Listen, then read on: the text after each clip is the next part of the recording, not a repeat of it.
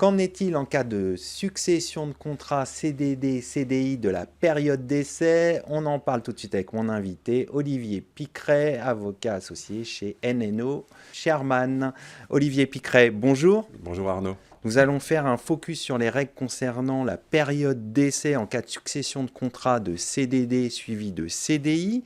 Mais tout d'abord, quelle est la durée légale de la période d'essai pour un CDI? Alors, le Code du travail prévoit des durées légales précises en fonction de la catégorie professionnelle des salariés. Donc, pour les employés et ouvriers, c'est 2 mois. Pour les agents de maîtrise et les techniciens, c'est 3 mois. Et pour les cadres, c'est 4 mois. Sachant que ce sont des durées qui sont impératives, en ce sens où les conventions collectives ne peuvent plus déroger en fixant des durées qui sont plus longues. Et ça, c'est depuis la loi DDADUE de septembre 2023. En revanche, les conventions collectives qui ont été conclues avant juin 2008 peuvent prévoir des durées plus courtes. Ensuite, il faut parler également du renouvellement de la période d'essai qui peut être renouvelée. Et ça, il faut que l'accord de branche le prévoie expressément. Et s'il y a renouvellement, à ce moment-là, les durées peuvent être doublées au maximum, c'est-à-dire 4 mois pour les ouvriers et employés, 6 mois pour les agents de maîtrise et les techniciens et 8 mois pour les cadres. Alors, évoquons maintenant les CDD. Qu'en est-il de la période d'essai? Alors, pour les CDD, le Code du travail prévoit également des durées précises en fonction de la durée du contrat. Donc, si le CDD fait 6 mois ou moins, à ce moment-là, c'est 1 jour de période d'essai par semaine de contrat dans la limite de 2 semaines au total.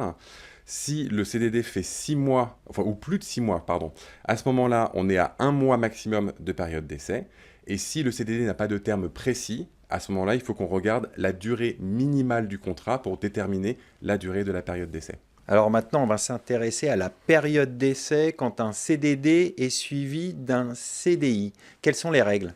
Alors, là encore, le Code du travail prévoit des règles précises sur le sujet lorsqu'un CDI suit un CDD. Alors, normalement, la durée du CDD doit être imputée sur la durée de la période d'essai du CDI. C'est ce que prévoit l'article du Code du travail, l'article 1243-11 du Code du travail.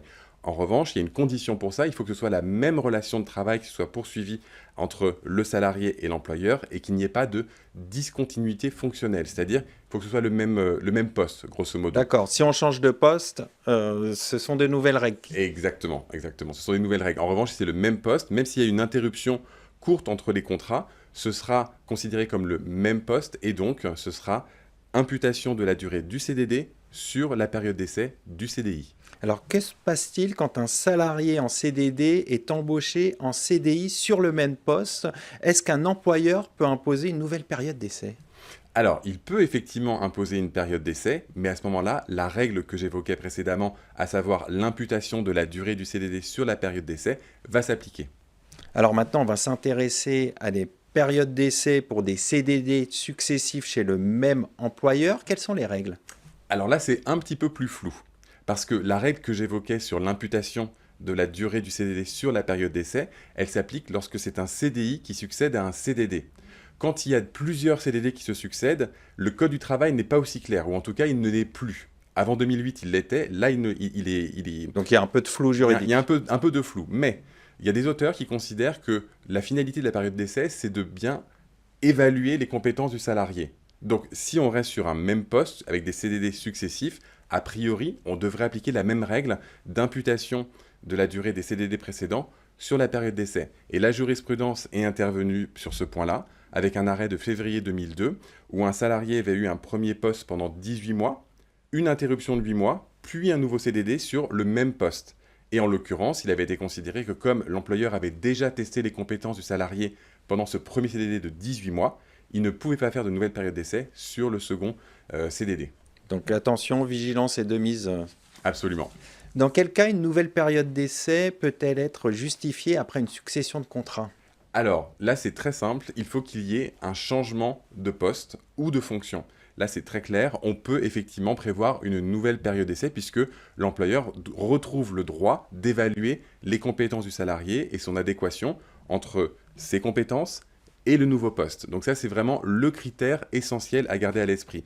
En revanche, comme je le disais, le fait qu'il y ait un temps plus ou moins long entre deux contrats ne justifie pas une nouvelle période d'essai, sauf si c'est un poste différent, bien entendu. Alors, autre point, est-ce qu'il y a des limitations à la durée cumulée de période d'essai en cas de contrat successif? Absolument, en fait, il faut, encore une fois, lorsqu'on parle d'un même poste, il faut respecter les durées maximales de période d'essai qui sont prévues par le Code du travail. Alors, évoquons maintenant la jurisprudence. Est-ce qu'il y a des tendances de fond de la jurisprudence sur ces contrats successifs? Alors, la jurisprudence, elle intervient régulièrement sur les questions de période d'essai.